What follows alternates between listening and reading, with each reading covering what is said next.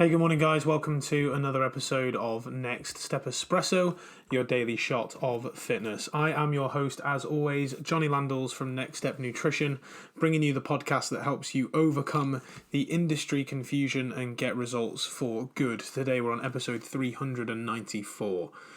There may be, there are some coaches out there, and I'm not naming names, who will, give tough love and say, hey, you don't want it enough, or you're not trying hard enough, or you're not trying hard enough, you don't want it enough, you're not motivated enough. And while it's not our job to consistently motivate our clients, because it's not, we need to understand that motivation isn't what we need to rely on anyway. Right? You can't motivate people to change by putting carrot sticks in front of their eyes and hoping they run. You can't motivate them through pain. You can't motivate them through fear. You can't even motivate people by saying, hey, do you want to look better or not? Because it just won't work. And motivation always dies off, right? You're not always going to be motivated. You're not always going to want to do the things that you need to do to take you through your goals, which is why motivation isn't our job as coaches, and it's not actually what you need. In order to change effectively, we need to routinely try to change our behaviors, try to change our habits, all of those boring things, because those are the things that we are going to refer back to when shit hits the fan and when we rely on our automatic brain, which is a lot of the time.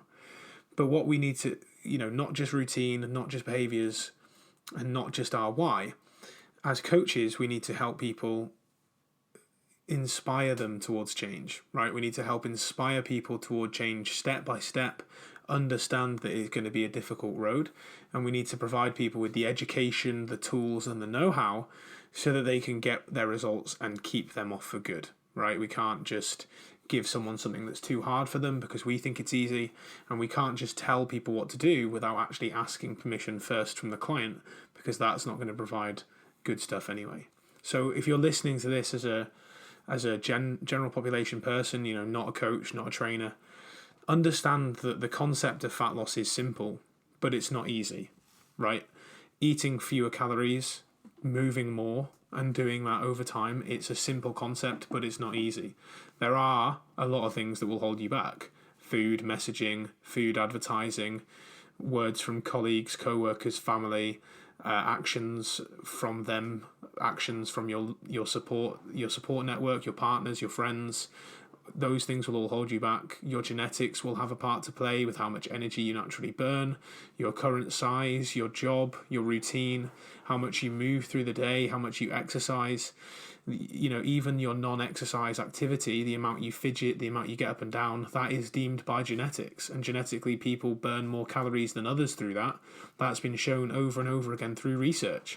So the idea is simple, but it's not easy. It's tough to eat fewer calories, especially if you're quite a sedentary person and you don't enjoy exercise and you struggle to fit exercise into your routine. We're going to talk more about time later on this week, but just know that if you've ever been told that you needed to try harder or didn't want it enough, that wasn't what was wrong. What was wrong was the fact that you didn't have a chance to connect your bigger goals to your current values. You didn't have a chance to see where losing body fat, exercising more, eating more nutrient-dense food, you didn't get a chance to know how those connect to your higher values and your higher purpose in this world and your higher why.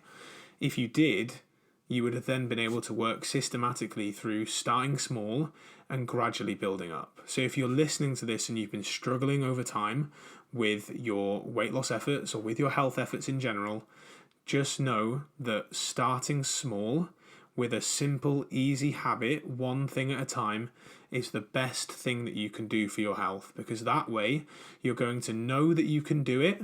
You're going to know exactly what you need to do.